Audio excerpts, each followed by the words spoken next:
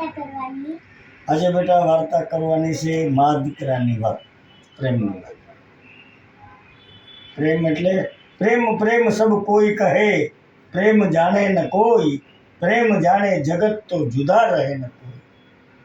પેલા એક મા દીકરો ગામડામાં રહેતા હતા। એના બાપુજી ઓફ થઈ ગયા।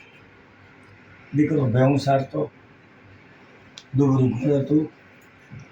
પછી બેટા માં જમવાનું બનાવે, રોટલા શાક, દીકરો ભેહું સારીને આવે। પછી માં દીકરો જમે। ધીરે ધીરે થતા એક દિવસ દીકરો ભેહું સારવા ગયો હતો અને કોઈ સાધુ આવ્યા। સાધુ આવ્યા એટલે એમણે કીધું કે મારી તમારે એક દીકરો છે? તો કે હા બાપુ, મારે એક દીકરો છે। બાપુને બેહાડ્યા, ચા પાણી પાયા।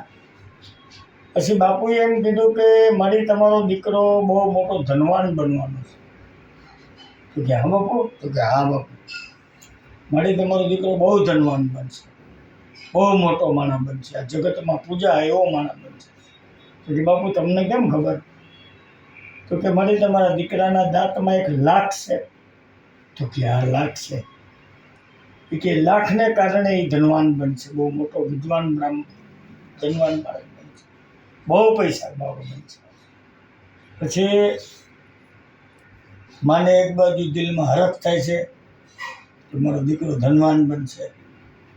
પછી બાપુએ એવું કીધું કે તમારો દીકરો ધનવાન બનશે, બહુ પૈસા કમાશે, બહુ નામ કમાશે, પણ ત્યારે મળી તમને મૂકી દેશે। તો માનો ઝટકો લાગી ગયો, ધનવાન બની જાય અને મારો દીકરો મને મૂકી દે। તો સાધુ તો વયા ગયા જમી કાઢીને। પછી દીકરો આવ્યો ભેહું સારી, દીકરો આવ્યો એટલે જમવા બેહાડ્યો। જમતો જમતો એની મમ્મી સામું જોવે છે તો મમ્મી આમ દાંત કાઢે છે, આંખમાં આહુડા આવી જાય છે। તો પૂછે છે મમ્મી કેમ કાંઈ બોલતા નથી? બા કંઈક બોલો ને, શું છે? તો કે બેટા આજે આપણે ઘરે સાધુ આવ્યા હતા। પછી સાધુને બેટા અમે જમાડ્યા, સાધુને હારા હેંચવા। સાધુએ એક વાત કીધી બેટા કે આજે તમારો દીકરો છે ને બહુ મોટો ધનવાન બનવાનો છે, પૈસાવાળો બનવાનો છે। તો કે હા બા? તો કે હા। તો એ તો બા ખુશીની વાત છે।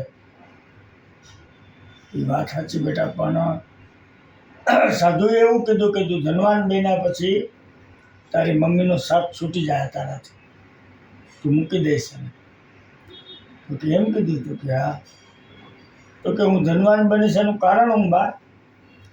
તો કે બા તમે બાપુએ એવું કીધું છે કે તમારા દીકરાના દાંતમાં એક લાખ છે, એ લાખને કારણે ધનવાન બનવાનો છે।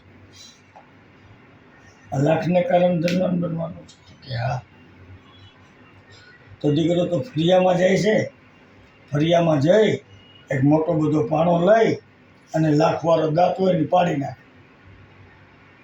એ કે બા હવે જો મેં લાખવાળો દાંત પાડી નાખ્યો, હવે હું ધનવાન નહીં બનું, હવે હું તને નહીં મૂકું, હવે તું આંખમાં આહુડા નહીં લઈ આવતો।